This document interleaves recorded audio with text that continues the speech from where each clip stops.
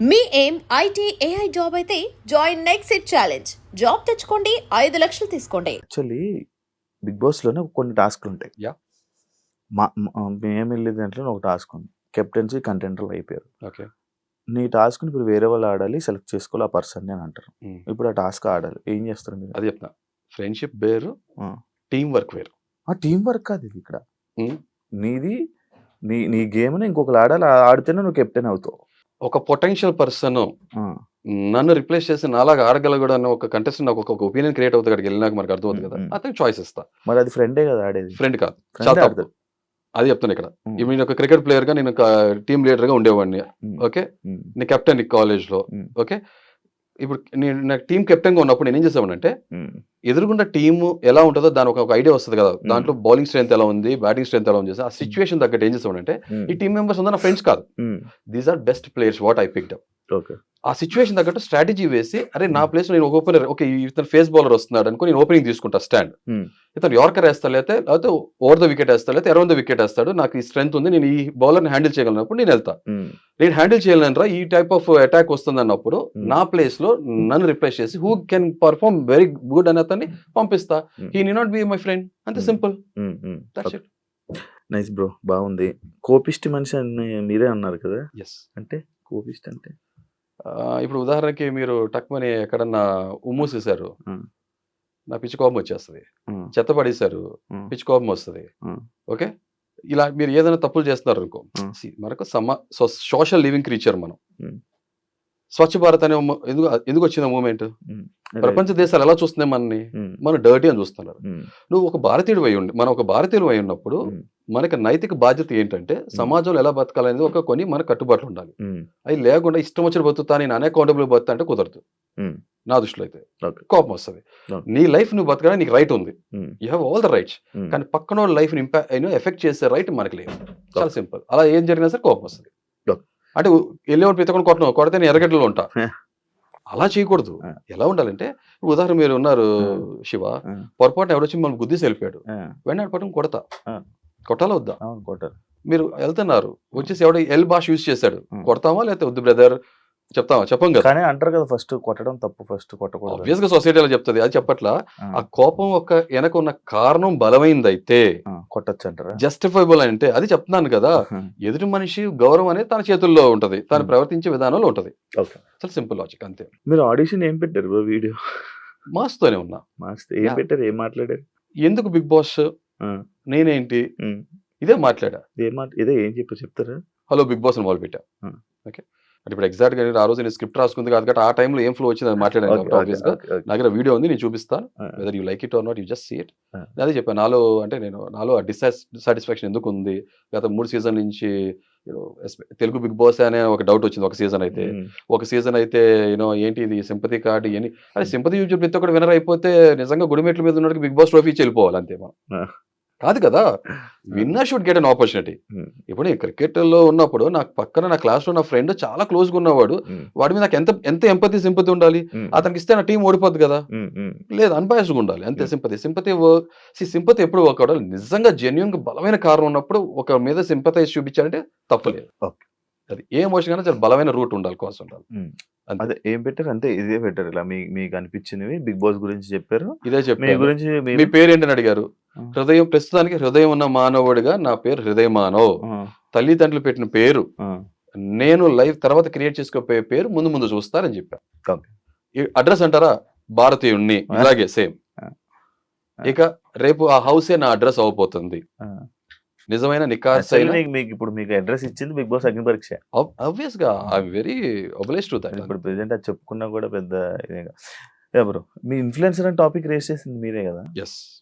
Influencers ఎక్కువున్నారు. Yes. Common mans దానికి ఏంటి బ్రో? అసలు నీకెందుకు అనిపించింది అంటే అది? ఇప్పుడు రెండే ఉంటాయి నాకు తెలిసింది. హ్మ్. Celebrity and common man. హ్మ్. మధ్యలో ఇన్‌ఫ్లుయెన్సర్ అనే పదం తీసుకొచ్చారు. హ్మ్. వెరీ స్మార్ట్‌గా ప్లే చేస్తున్నారు. హ్మ్. తెలివితేటలు, చావు తెలివి 2 రకాలుంటాయి. హ్మ్. Sorry to use this language. అది పెద్ద లాంగ్వేజ్ ఏం కాదులే బ్రో. ఒకవేళ ఇలా వాడితే నేను కూడా చెప్తా దానికి. నేను 100 మంది సమాజం చెప్పి అలా కూర్చోబెట్టి నుంచోబెట్టగలను. నేను దానికి చెప్తా. హ్మ్. ఇన్‌ఫ్లుయెన్సర్ అనే ఇంగ్లీష్ చదువుకున్న ఎవరికైనా సరే ఇన్‌ఫ్లుయెన్సర్ అంటే మీనింగ్ ఏంటి? ఓ పక్కన ప్రభావితం చూపించేవాడు. చూపించేవాడు. ప్రభావితం ఎవరు చూపించగలరు? హ్మ్. ఇప్పుడు రోడ్డు మోటివేషన్. మీద ఒక వృక్షాతను వెళ్తాడు. ఆ! మిమ్మల్ని నన్ను ప్రభావితం చేయగలడా?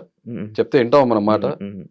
ఆ మనిషి మనకు తెలిసి ఉండాలి, సుపరిచితుడు అయి ఉండాలి, లైఫ్ లో ఏదో సాధిస్తే ఇన్ఫ్లుయెన్సర్. లైఫ్ లో ఏదో ఒకటి సాధించి పబ్లిక్ లో వచ్చే మనిషిని ఏమంటారు? సెలబ్రిటీ అంటారు. పబ్లిక్ లో ఉన్న మనిషిని సెలబ్రిటీ అంటారు. ఒక celebrity is none other than who leads life in public and public recognizes him. గుర్తుపడతారు కదా, గుర్తిస్తాం మనం. అలాంటి సెలబ్రిటీ పబ్లిక్ ని ఇన్ఫ్లుయెన్స్ చేయగలరు తన మాట చేత. ఇప్పుడు మనంతా బ్రాండింగ్ కానీ కమర్షియల్స్ ఏదైతే ఉన్నాయో యాడ్ చూసేది వాళ్ళ నుంచే కదా, వాళ్ళు చెప్తే వింటాం కదా. మాట చెప్పిన మాట మాస్ లెవెల్లో పీపుల్ కి చేరుతుంది, అనుకరిస్తారు లేదా ఆచరిస్తారు. కామన్ మ్యాన్, మా ఫాదర్ కామన్ మ్యాన్, నేనే కామన్ మ్యాన్ ని. మీకు నేను తెలీదు కదా శివ, ఇప్పుడు కామన్ మ్యాన్ కాదు, ఇప్పుడు సెలబ్రేట్. ఎందుకు కామన్ మ్యాన్? ఎందుకు కామన్ మ్యాన్? ఇక్కడ చెప్తా, చాలా మంది అడగచ్చు. మాకు యూట్యూబ్ ఛానల్ ఒక యుగాది స్టార్ట్ చేసాం, 4400 చిల్లర సబ్స్క్రైబర్స్. ఇప్పుడు ఈ షో పుణ్యం అంటూ సబ్స్క్రైబర్స్ పెడతారు. అలాగే ఇన్స్టాగ్రామ్ లో నాకు కరెక్ట్ గా నేను బిగ్ బాస్ ఆడిషన్స్ కి నేను 47 ఫాలోవర్స్ ఉన్నారు. బట్ ఆ ఛానల్లో ఫేస్ ఆఫ్ ద ఛానల్ మా వైఫ్. అదే నేను ఒకటి అరా వీడియోస్ కనపడకుండా మాస్క్ వేసుకుని కనపడతా. నా భావం అర్థం అవుతుంది, జనానికి నేను తెలియదు. అదే నేను కామనర్. నేను అదే అనబోతున్నాను. అంటే మీరు కాబోయే ఇన్ఫ్లుయెన్సర్ అవ్వాలనుకుంటే ఇన్ఫ్లుయెన్సర్ మీరు కరెక్ట్ అంటే అవ్వాలనుకుంటున్నారు. ఇప్పుడు నన్ను గుర్తించే వాళ్ళు ఎవరు?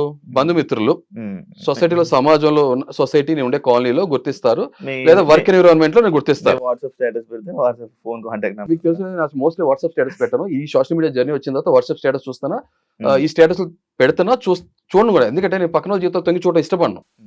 నేను out of well wisher concern ఉంటేనే చూస్తా, ఏమైనా చేయగలిగితే చూస్తా తప్ప లేదంటే కాముగా కూర్చుంటా, నేను చూడను. స్టేటస్ లో మన జీవితాలు పెడతారు ఏంటి ఇప్పుడు పక్కడి జీవితంలో తొంగి చూడడానికి? ఎందుకో శివ, నా పర్సనాలిటీ ఏంటంటే అది చెప్పట్లా, నేను ఒక రకమైన పర్సనాలిటీ. నేను అన్ని తొంగి చూడటం ఇష్టపడను. ఏమైనా చేస్తేనే చూస్తా, లేదంటే చూడను. అంటే అంటే మీరు చెప్పిన పాయింట్ కూడా there is a logical sense, you might be right. నేను నిదానంగా ఆ పర్స్పెక్టివ్ కూడా ఆలోచించడం మొదలు పెడతాను నిదానంగా. అదేం కాదు. సో కాబట్టి ఇప్పుడు నేను ఒక సింపుల్ లాజిక్ చెప్తున్నా. ఇప్పుడు మా వైఫ్ నేను ఉన్నాం అనుకున్నాం, వెళ్ళగానే ఓట్లు వేయమన్నారు అనుకో.